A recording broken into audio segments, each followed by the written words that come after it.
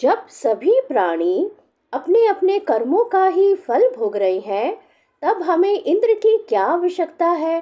पिताजी, जब वे पूर्व संस्कार के अनुसार प्राप्त होने वाले मनुष्यों के कर्म फल को बदल ही नहीं सकते, तब उनसे प्रयोजन।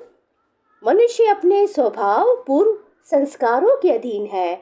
वह उसी का अनुसरण करता है।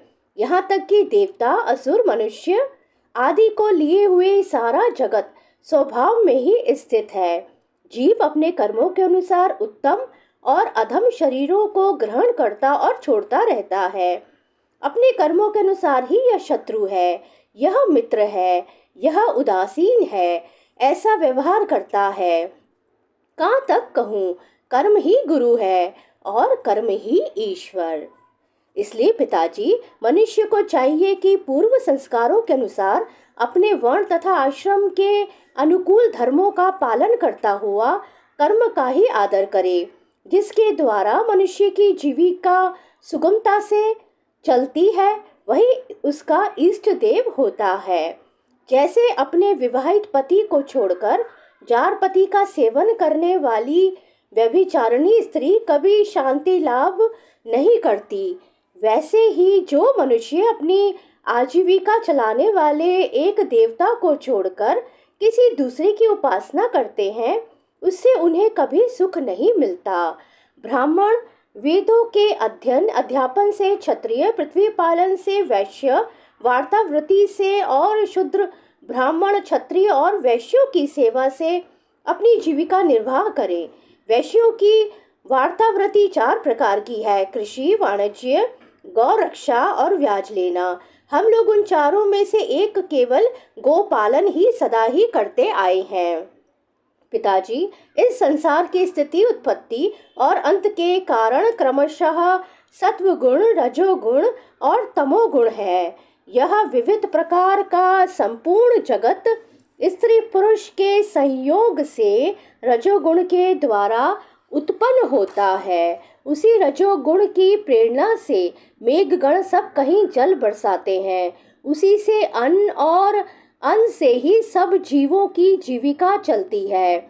इसमें भला इंद्र का क्या लेना देना है? वह भला क्या कर सकता है? पिताजी, न तो हमारे पास किसी देश का राज्य है और न तो बड़े बड़े नगर ही हमारे अधीन है।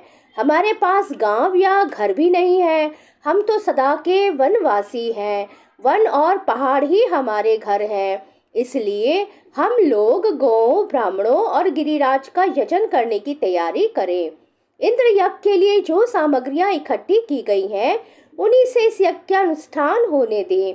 अनेकों प्रकार के पकवान, खीर, हलवा, पुआ, पूरी आदि से लेकर मूंग की दाल तक बनाए जाए। व्रज का सारा दूध एकत्र कर लिया जाए। वेदवादी ब्राह्मणों के द्वारा भली भांति हवन करवाया जाए तथा उन्हें अनेक प्रकार के अन्न, गौएं और दक्षिणाएं दी जाए। और भी चांडाल, पतित तथा कुत्तों तक को यथा योग्य वस्तुएं देकर गायों को चारा दिया जाए और फिर गिरिराज को भोग लगाया जाए। इसके बाद खूब प्रसाद खा पीकर सुंदर सुंदर वस्त्र पहनकर गहनों से सज सजा लिया जाए और चंदन लगाकर गौ, ब्राह्मण, अग्नि तथा गिरिराज गोवर्धन की प्रदक्षिणा की जाए। पिताजी, मेरी तो ऐसी ही सम्मति है। यदि आप लोगों को रुचे तो ऐसा ही कीजिए। ऐसा यज्ञ गौ, ब्राह्मण और गिरिराज को तो प्रिय होगा ही, मुझे भी बहुत प्रिय है। श्री सुखदेव जी कहते हैं, परीक्षित, कालात्मा भगवान की इच्छा थी कि इंद्र का घमंड चूर चूर कर दे। नंद बाबा आदि गोपों ने उनकी बात सुनकर बड़ी प्रसन्नता से स्वीकार कर ली। भगवान श्री कृष्ण ने जिस प्रकार का यज्ञ करने को कहा था, वैसा ही यज्ञ उन्होंने प्रारंभ किया। पहले ब्राह्मणों से स्वस्ति वाचन कराकर उसी सामग्री से गिरिराज और ब्राह्मणों को सादर भेंटें दी तथा गौओं को हरी हरी घास खिलाई। इसके बाद नंद बाबा आदि गोपों ने गौओं को आगे करके गिरिराज की प्रदक्षिणा की।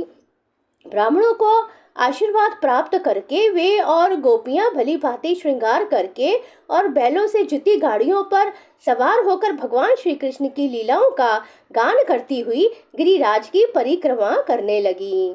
भगवान श्री कृष्ण गोपों को विश्वास दिलाने के लिए गिरिराज के ऊपर एक दूसरा विशाल शरीर धारण करके प्रकट हो गए तथा मैं गिरिराज हूँ, इस प्रकार कहते हुए सारी सामग्री आरोगने लगे। भगवान श्री कृष्ण ने अपने उस स्वरूप को दूसरे व्रजवासियों के साथ स्वयं भी प्रणाम किया और कहने लगे, देखो कैसा आश्चर्य है, गिरिराज ने साक्षात प्रकट होकर हम पर कृपा की है। ये चाहे जैसा रूप धारण कर सकते हैं।